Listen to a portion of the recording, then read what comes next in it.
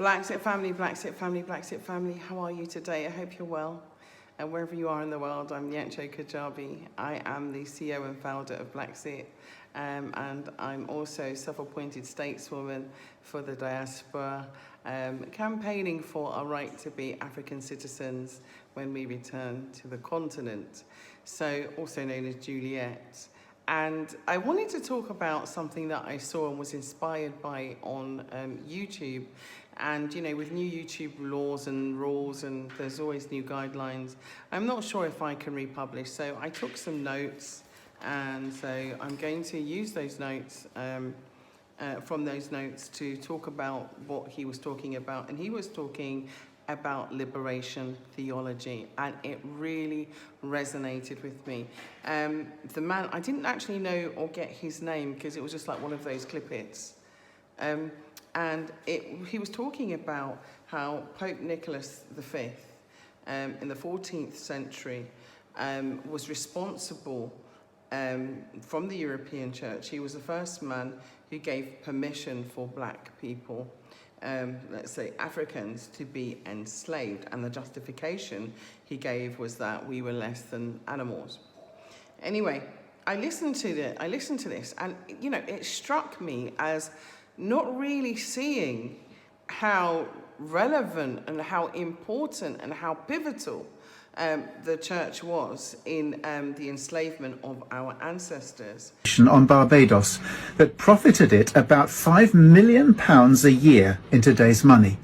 They purchased slaves from West Africa and subjected them to inhuman treatment, including having the word society branded on their chests with a hot iron, to show that they were the property of the church. Previous Archbishop of Canterbury actually chaired the meetings approving the purchase of more slaves for the plantation. They were needed because so many had died as a result of their inhuman treatment. The church also enslaved children as workers too. The wealth the church enjoys today and its ownership of vast parts of the land and real estate of England and its prestige is because of this shameful blood money from the past. The Catholic Church and many of the popes were no better, abusing the innocent and forcing them into slavery. People often trust religion, religious people, and the church. They shouldn't. It has little, if anything, to do with God or Jesus. It is a human system spawned, controlled, and dominated by men. It is responsible for atrocities throughout history, even up to our present day. The Church of England once... And when he spoke about it, and he spoke about the Roman Catholic Church, and he spoke about, you know, how it was after they gave their declaration that the Portuguese were the first people to then go and enslave along the coast of Africa. So, sorry if I keep looking down because I'm reading notes. He also spoke about how they also brought it, how it was the church that brought it to the attention of King Leopold as well. He also talked about how those Portuguese went to Brazil, America, to the UK, and a lot of European countries that obviously enslaved our ancestors, and we are the forebears of those ancestors today.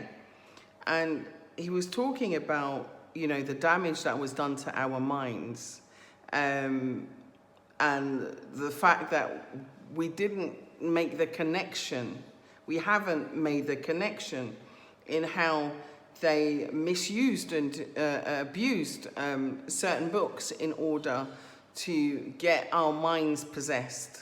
That's what he was talking about.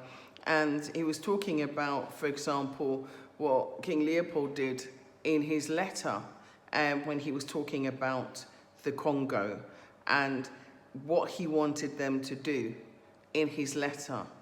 And he explained that, no, you know, these people, they already know who God is, okay? They already are aware of what God is. What I want you to do is to damage the minds of the people. Okay? I want you to damage the minds. Don't teach the people about God. They already know about God. They already know what's right and what's wrong. They already know the difference between right and wrong. They already know the difference between good and bad. What I want you to do is to give them the Bible in such a way that they take it so seriously that they forget about themselves. Think about that for a second. That they forget about themselves, okay? So you can Google and read the letter by King Leopold. And he said, you want to make these black people, yeah? And you want to tell them that it's very difficult for them to be rich, okay? You have to convince them that the riches lie in heaven while we take it on the earthly plane, okay? So this is what he was saying, and we have to explain to them it's difficult for a rich man to go to heaven. We have to convince them that it's difficult for a rich man to go through heaven, just like a camel going through the eye of a needle. And you have to indoctrinate them. This is what he was saying. And it's okay to tell them that they can suffer and struggle here because all of their treasures, all of their gold, all of their riches will be found in heaven, while they were finding it here on earth. So he also said that you've got to let them know that the streets that they walk on aren't paved with gold, which of course that's where gold is found, is in the ground, in the resources of Africa and West Papua and so on. Okay, yeah, but you've got to make them feel as though the land that they're living upon is worthless. This is why I keep saying, and I cannot, enforce more, buy your land. Get in contact with us. Get your legacy. Get your heritage for your children. Get your land. It's so important. Because this is what they've done, is they've tried to make our land seem and appear to us to be absolutely, worthless, which is just a fallacy. It's a complete myth. Anyway, so he said, you tell them that when they're in heaven, they'll walk upon streets made of gold. He said, you must make them feel as though what they're walking upon now is worthless, okay? Let them look upon what they'll inherit in heaven as opposed to what they will be having here. And they sent out armies of missionaries to do this, okay? And to convince us that we shouldn't get involved in politics. We shouldn't get involved, when there was apartheid. We shouldn't get involved in, earthly matters. So it came from the church. And he's saying that the damage that was done to our minds of black people was crafted and it was designed from the church pulpit. And that is why the church has to be used now to address and reverse the damage that has been done to our minds. So he's talking about liberation theology, where we can now use churches to reverse some of the damage that has been done to us so that we do feel worthy, okay? So when you go into church, you learn about, what was actually done to us. So you learn when you go to church about, the stories. You learn about how they used and abused religion and the Bible to indoctrinate us and to confuse us. And I think this is important. So he was making a call, and I'm going to join him on this call, to all black pastors to use their pulpit to liberate the black mind. This is what he was saying.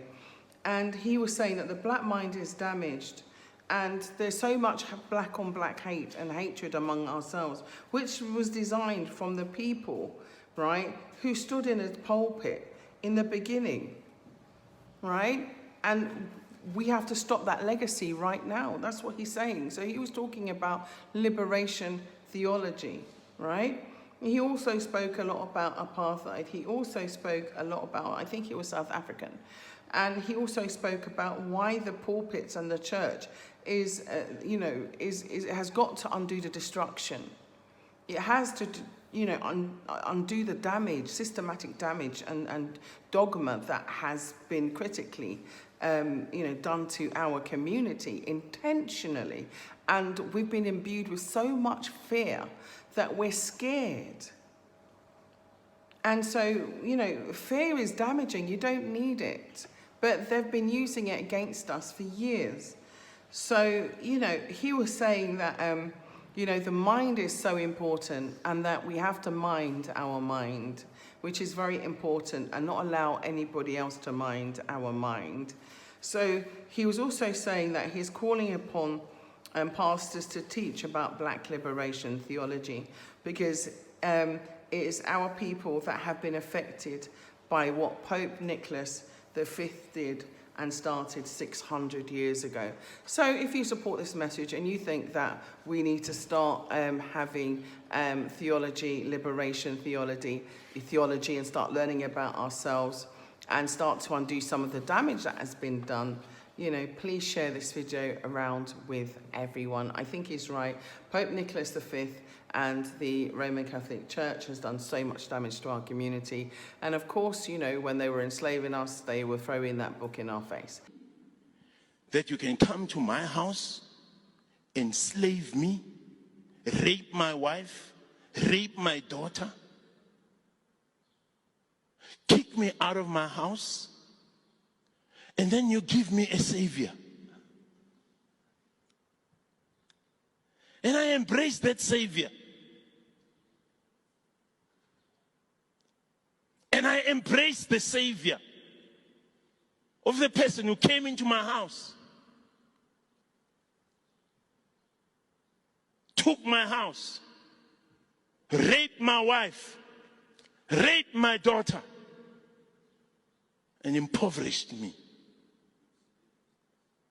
and enslaved my sons, and enslaved my grandchildren. And I must run with that God given to me by this slave master. A slave who worships the God of the slave master is a slave who is damaged in his mind. A slave who worships the God of his slave master is a slave who is damaged in his mind.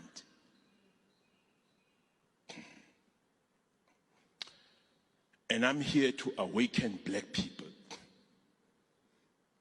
Who you were before you met this wicked, diabolic white man is enough. And I'm calling you to fall back in love with that. Go back to there. Go back there. Now, you are glorifying the ancestors of people you know nothing about. You are glorifying the Moses. You are glorifying the Davids. You are glorifying the Solomons. You are glorifying those people are not connected to you in any way, shape, or form. And you demonize your ancestors. You are your ancestors are you. We are because our ancestors were.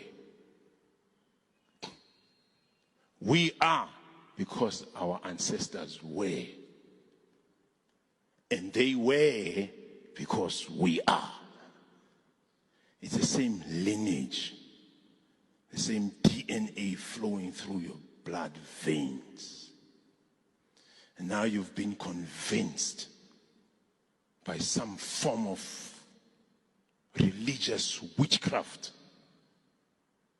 to demonize who you are, to demonize your ancestors and glorify people.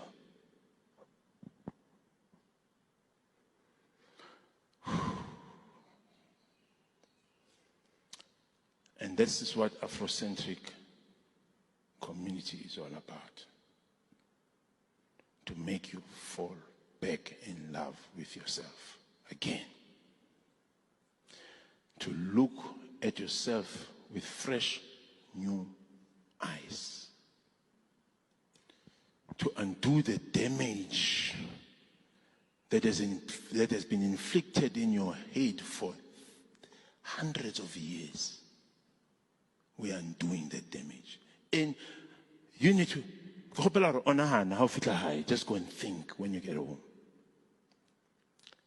And make sense out of worshiping a God of your slave master.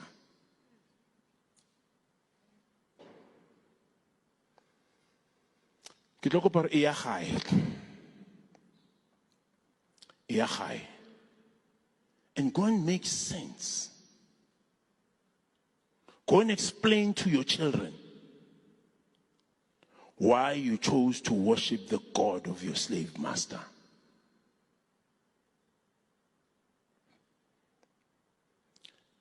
To me, it doesn't make sense. Unless I've been subdued in my mind and conquered in my spirit. Unless I've been subdued in my mind and conquered in my spirit. That's the only way you can worship the God of your slave master. Your mind has to be subdued. Your spirit has to be conquered. Africa, you don't have to worship the God of your slave master. Africa, go back to who you were before you met the slave master. Africa, go back to who you were before you met your colonizers. Go back to who you were before you met the people that brought the worst pain and misery in your life. And I'm leading that path. I'm leading that path. Whoever wants to follow, I'm leading that path. But I'm done. I'm done being the salesman of a colonial religion. I'm not going to sell no colonial religion to nobody no more. I'm going to strive to be who I was, who my great-great-great-great-great-great-grandfather was before we met the colonizers. That's where I want to be.